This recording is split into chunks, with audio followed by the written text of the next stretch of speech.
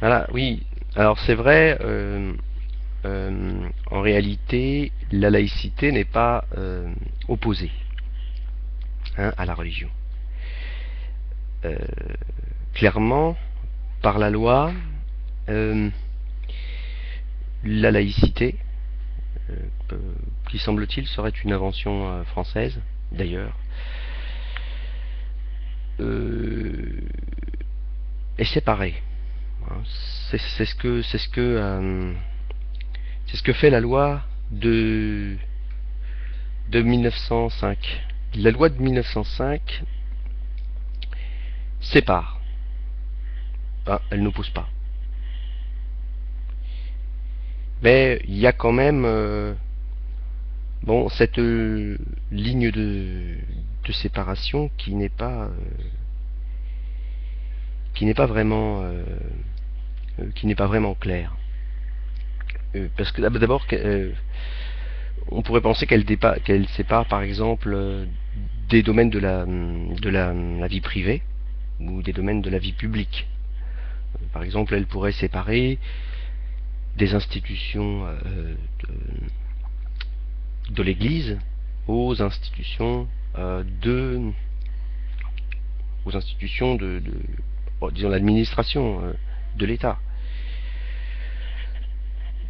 Oui, bon, en fait, pas du tout. Je ne sais pas si c'était complètement exact de dire ça, mais il semble plutôt que, bon, d'abord elle oppose, hein, parce que du coup elle crée des oppositions, mais cette loi, en fait, en réalité, donne l'exclusivité du domaine public, du public euh, à l'État.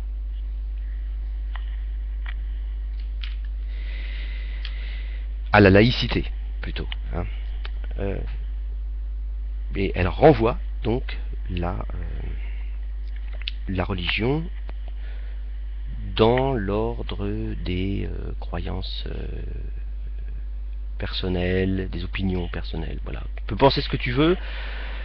Sous ton manteau, tu peux tuer le roi, comme dirait Cervantes. Du moment que tu n'exposes pas tes opinions sur la place publique. Hein, voilà, on voit bien que là, c'est la laïcité. Euh, Par cette loi, se réserve un, se réserve le domaine public. Hein. Donc, bon, il y a plusieurs observations à faire. La première, c'est que est-ce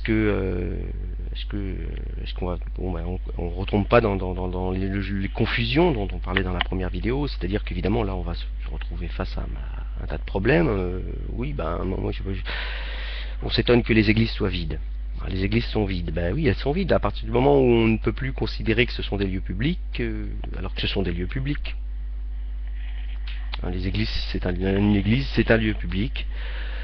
On dira ce qu'on voudra, c'est pas un lieu d'opinion personnelle. Bon. C'est un lieu de culture et de morale. D'ailleurs, une morale qui est appliquée et qui sert de base, de fondement aux lois telles qu'elles sont formulées par les parlements laïcs. Donc alors évidemment, dans ce cas-là, les églises se vident. Forcément, il n'y a plus de sens. On a enlevé le sens, on a dit bah non, là c'est pas public, là c'est pas le lieu pour l'expression de la chose publique. Alors qu'est-ce que vous voulez qu'il fasse le pauvre curé quand on lui dit ça? Ben, le type il s'adresse forcément aux derniers petits vieux qui ont gardé cette habitude de se rendre à l'église, pas seulement pour sauver leur âme, mais pour aussi débattre de choses qui concernent la communauté tout entière. Donc on résout le problème là du vide des églises, mais en même temps ce vide des églises permet d'observer que ce sont des, des endroits très intéressants pour l'acoustique. Ça c'est le moins qu'on puisse dire. Et alors, il y a une autre chose que je voudrais observer, c'est est-ce que par là on crée pas la sphère privée? On crée la sphère privée comme ça. On crée la sphère privée, et donc l'article 9 du Code civil, donc les gens ont droit au respect de leur vie privée. Bah oui, bah, il y en a une maintenant, et elle est pas seulement cette vie privée n'est pas seulement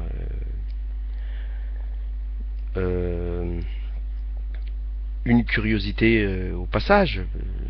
Ça a plein de conséquences. Bon, la première conséquence, c'est le free trade, c'est-à-dire que le marché ou Dieu, maintenant, ça relève de la sphère privée, et donc c'est une affaire d'économiste.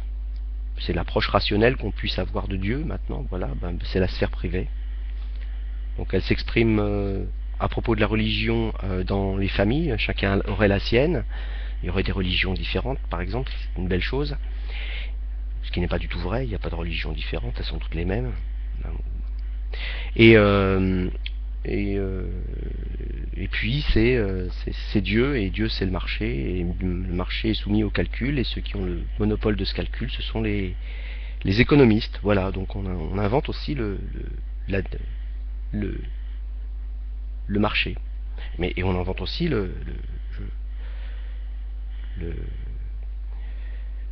la distinction juridique entre public et privé, et puis surtout cette intimité familiale qui accordera tellement d'importance en psychologie à la famille oedipienne pour expliquer les rivalités entre les individus. Ce sont des points qu'on pourra aborder peut-être plus tard. Mais en tout cas, maintenant, on voit que par ce biais, on peut l'aborder dans le cadre d'une étude sur la laïcité, et puisqu'on voit que la laïcité et la religion chez René Girard, puisqu'on voit que effectivement, on pourrait bien parler d'une création de la vie privée, de la sphère privée, avec toutes ces étranges choses qu'on peut mettre dans le marché Dieu, le marché Dieu, la main invisible, les économistes, la psychanalyse, la distinction juridique entre le privé et le public, le vide des églises, qui subitement ne sont plus des lieux publics, par la vertu d'une loi. Et alors, il s'agit bien d'une opposition, puisque en même temps on dit, ah mais oui, mais vous comprenez, Dieu, on le laisse dehors du domaine public parce que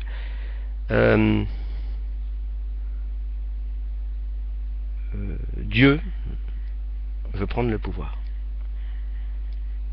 Bon, on dit Dieu, donc on ne dit pas les dieux, hein, donc on parle bien du Dieu de la religion monothéiste, avec sa forme, la forme dernière qu'il a pris avec les prophètes.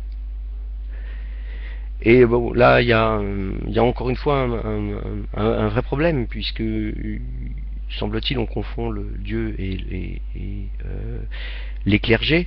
Et les clergés, dans leur forme laïque, sont aussi les clercs.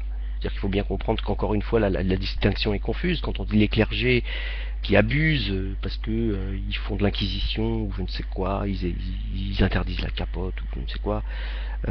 Bon, de clergé à clerc, il n'y a pas de clerc de notaire qui est laïque, lui, le clerc de notaire, il n'y a pas beaucoup il y a un mot, il y a une lettre de différence. Donc c'est la même chose. Enfin, je veux dire, on n'est pas dans quelque chose de foncièrement différent. On est affaire à un troupeau de fonctionnaires qui se mettent à collaborer avec l'ennemi ou à dénoncer des gens ou à collaborer avec un état policier dans une dictature militaire. Bon, c'est pas, voilà, on dit voilà le religieux, non, ça, on dit, le religieux c'est d'abord on dit le religieux en parlant du clergé, on voit pas que c'est pas spécifiquement le clergé religieux, ça peut être aussi les clercs, hein, donc les fonctionnaires, et on dit ouais il va prendre le pouvoir. Alors le pouvoir, je vois pas comment une sagesse qui a produit, et là, je reviens à René Girard, c'est René Girard qui parle, ce n'est pas moi. Je vois pas comment une sagesse qui a produit finalement un type qui s'est retrouvé cloué sur une croix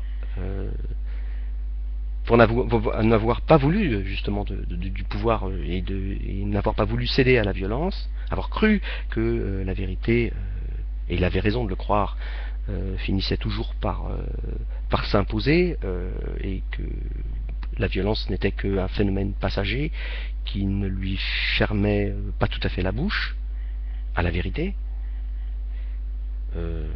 comme on voit dans les guerres, par exemple. On voit que par exemple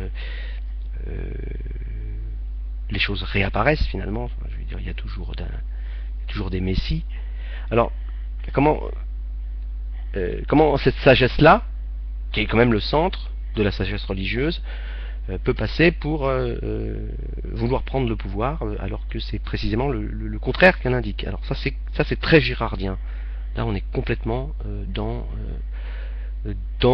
René Girard, et chez René Girard d'ailleurs, le prophète par excellence, c'est évidemment celui qui a fini cloué sur une croix en disant aux hommes pardonnez-leur, ils savent pas ce qu'ils font. Alors voilà, donc il y a vraiment, on peut vraiment parler de quelque chose qui veut opposer deux mondes, et qui en même temps crée la sphère privée. Voilà, c'est ça, qui crée l'opposition publique-privée, et qui renvoie des institutions publiques comme l'Église, les églises par exemple, à n'être plus que les vestiges d'un ancien fonctionnement clérical qui n'aurait plus rien à dire, et dans lequel celui-là qui est cloué sur une croix et se trouve d'ailleurs souvent très seul pour rappeler aux hommes que non, décidément il n'est pas en mesure de prendre le pouvoir, du moins de la manière dictatoriale, cette manière qui est justement indiquée par les ennemis de la religion qui voudraient en faire le symbole des dictatures. Un exemple, la dictature chilienne, pour dire que cette dictature a besoin de la religion. Non, elle n'a pas besoin de la religion, elle a besoin qu'un certain domaine public, la réflexion, la sagesse divine, soit relégué dans la sphère privée, pour libérer de ces chaînes justement certains investisseurs économiques. Oui, à la rigueur, on peut dire ça. Mais elle n'a pas besoin d'être spécifiquement cette dictature-là religieuse, pas plus que certaines autres dictatures ont besoin d'être religieuses. Donc voilà pour la religion qui appartient à la sphère privée, première aberration.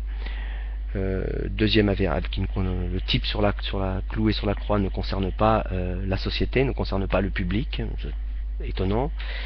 Il n'a pas été cloué par le public non plus, il a été cloué par des investisseurs privés sans doute. Et la religion veut prendre le pouvoir, voilà, donc pour justifier donc une séparation qui en réalité est une prise de monopole, donc un monopole sur le domaine public, et qui n'est en rien justifié par